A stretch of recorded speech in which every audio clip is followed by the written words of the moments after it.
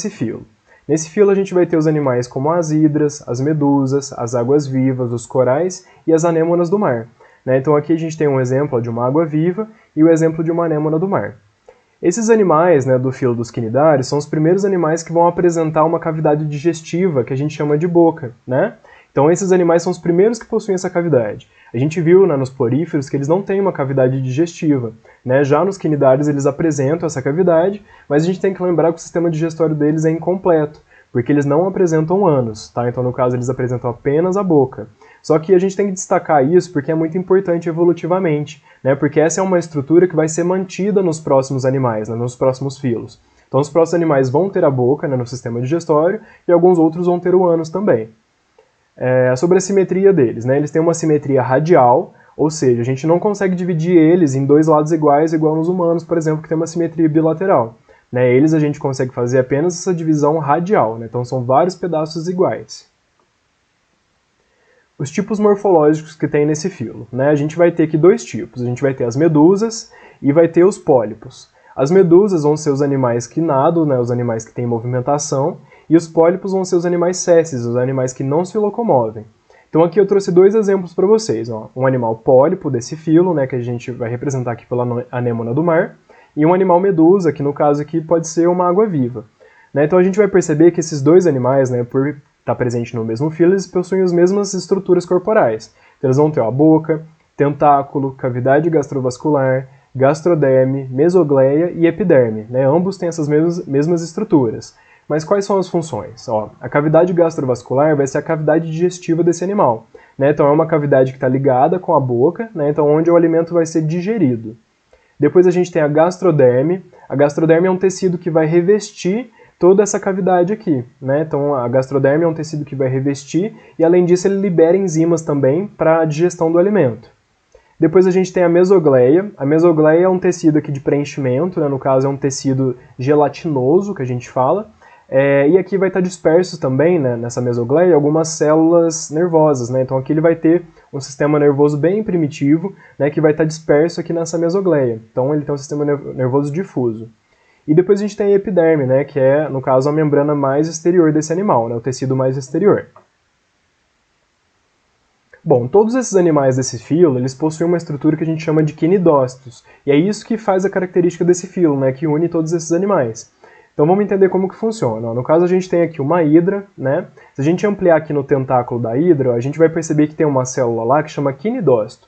Essa célula quinidócito ela é especializada na defesa e na captura do alimento desse animal. Então dentro do quinidócito aqui a gente vai ter um nematócito, e esse nematócito ele é tipo um filamento que vai ser liberado para capturar o animal. Então ele é como se fosse uma lança, ele vai ser liberado aqui para fora, no caso esse nematócito vai ser liberado para fora do quinidócito, e ele libera uma toxina, a gente chama de toxina urticante, que é uma toxina que vai geralmente paralisar o animal. Então aqui embaixo vocês podem ver melhor como que funciona. A gente tem aqui uma célula do quinidócito, esse quinidócito ele fica todo enroladinho, aliás o nematócito fica todo enroladinho dentro do quinidócito. Quando esse animal vai fazer uma captura de um alimento, quando ele vai se defender de algum animal, ele vai liberar esse nematócito aqui, e esse nematócito ele vai liberar um tubo urticante, que geralmente vai encostar no animal e vai liberar essa toxina. Uma coisa importante, após essa descarga aqui, após ele ter sido liberado uma primeira vez, ele não pode ser usado novamente, Esse nematócito não entra de volta para o quinidócito. Então essa célula aqui ela vai ser descartada. Então ela vai ser recolhida para dentro da mesogleia, que é o tecido interno desses animais, e lá ele vai ser digerido. Então ele não vai conseguir usar novamente, então ele vai ter que fazer uma nova célula dessa. Sobre a alimentação e o sistema digestório desses animais. Então, como eu disse para vocês, eles têm um sistema digestório incompleto, porque eles não possuem o ânus, eles possuem apenas a boca, e a digestão deles vai funcionar da seguinte forma: eles vão capturar o alimento com essas células que a gente estudou agora, que são os quinidócitos, que vai ajudar na captura do alimento. Esses quinidócitos, que estão dentro dos tentáculos, vão trazer o alimento aqui para dentro da cavidade gastrovascular, e aqui vai ser digerido com as enzimas que vão ser produzidas pela gastroderme. Então o alimento ele vai ser digerido aqui, e tudo que for resíduo, que eles não forem utilizar, eles vão liberar pela boca. Então, porque eles não possuem um ânus para fazer essa liberação. Então pela boca vai entrar o alimento e pela boca vai sair os resíduos também. Então o sistema digestório deles é bem simplesinho. sobre o sistema nervoso. Então, como eu disse para vocês, eles têm um sistema nervoso bem simples também, né? Eles não têm um sistema nervoso central, igual nos mamíferos, por exemplo, né? Eles vão ter um sistema nervoso bem difuso aqui, que é uma rede de neurônios. Né? Essas redes de neurônios vai ficar aqui toda espalhada no corpo todo deles, e ela vai dar apenas algumas sensações básicas, né? É um sistema bem tranquilinho. Ele não tem tantas informações igual o sistema nervoso de um mamífero, por exemplo. Esses animais eles não vão possuir sistema respiratório, não vão possuir sistema excretor e nem sistema circulatório. Né? Eles ainda são animais muito simples, né? Eles já são mais evoluídos do que os poríferos que a gente estudou, mas eles ainda são muito simples, né? Então eles não possuem esses outros 3 tipos de sistema. Sobre a locomoção.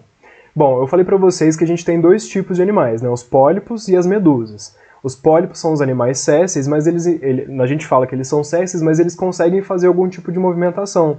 A gente fala que eles fazem um tipo de movimentação que chama medipalmos, né? Então eles conseguem fazer uma movimentação que é como se fosse medindo palmos para se locomover. Mas essa movimentação ela é bem rara, na verdade, eles não se locomovem, né, frequentemente. São apenas algumas espécies dentro desse filo que conseguem se locomover. E geralmente essa locomoção vai ser dessa forma, como medipalmos, às vezes para fugir de algum predador ou algo do tipo. E existe no caso das medusas, que são os animais que nadam, né, eles vão conseguir vão conseguir nadar expulsando um jato de água através da cavidade gastrovascular deles. Né, então eles vão ingerir bastante água dentro dessa cavidade e vão fazer um jato, né, expelindo essa água e conseguir se movimentar dessa forma. Sobre a reprodução. A reprodução nesse filo ela vai ser um pouco diferente em cada classe desses animais. Né, então a gente tem 5 classes aqui. Uma classe, no caso, extinta, e 4 classes que são vivas, né, que a gente ainda tem espécies vivas delas. Então a gente tem a classe Anthozoa, que são representadas pelas anêmonas do mar. A gente tem a Scyphozoa, que são representadas pelas águas-vivas. A Cubozoa, que também são águas-vivas, mas elas têm um formato meio cubo, né, um formato bem cubular. E as Hidrozoas, que são representadas pelas hidras. Né, no caso da Conulata, é uma classe extinta, né, dos animais desse filo. Então, entrando aqui na classe Anthozoa, né, vamos entender como que é a reprodução desses animais. Né, então, aqui é representado pelas anêmonas, anêmonas e os corais, né, são 2 animais que representam essa classe. E eles podem se reproduzir de 2 formas, assexuadamente e sexuadamente. A forma assexuada vai ser por brotamento ou fragmentação. Né, no caso aqui na imagem, vocês podem perceber, esse daqui seria um novo broto dessa planta. Né, então, ela vai reproduzir assexuadamente, né, ela sozinha vai fazer esse broto, e esse broto vai gerar uma nova anêmona aqui. Essa anêmona ela pode permanecer fixa aqui junto com essa, né, vivendo junto, ou ela pode se desprender e fixar no solo, né, sendo separadas uma das outras. E existe também a reprodução sexuada, né, que vai envolver, no caso, os gametas masculinos e femininos. E como que funciona? No caso, essa anêmona do mar, por exemplo, aqui, ela vai liberar esses gametas na água. Lembra que nos poríferos os gametas também eram liberados na água? E eles entravam dentro de um porífero, lá acontecia a reprodução sexuada. No caso dessas anêmonas vai ser parecido. Eles vão ter aqui a liberação desses gametas aqui, esses gametas vão de encontro com uma fêmea, e dentro da fêmea vai haver a fecundação. Lá ele vai gerar uma larva, que a gente vai chamar de plânula, e essa larva ela vai sair de dentro, né, no caso dessa anêmona, e ela vai se fixar ao solo e gerar uma nova anêmona adulta, né? Então a reprodução são 2 formas, assexuada através do broto ou sexuada através dos gametas masculino e feminino dessas anêmonas. Agora a classe Hidrozoa. A classe Hidrozoa ela é representada pelas hidras, né, que é esse animalzinho aqui que está aqui embaixo. Ó. E a gente pode representar também essa classe pelos animais que a gente chama de obélia e de caravela.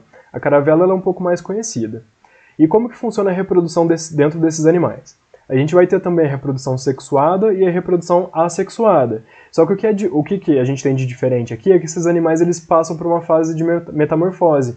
Né? Eles têm uma fase pólipo, né, uma fase séssil, e eles têm uma fase de medusa, uma fase que eles conseguem se locomover.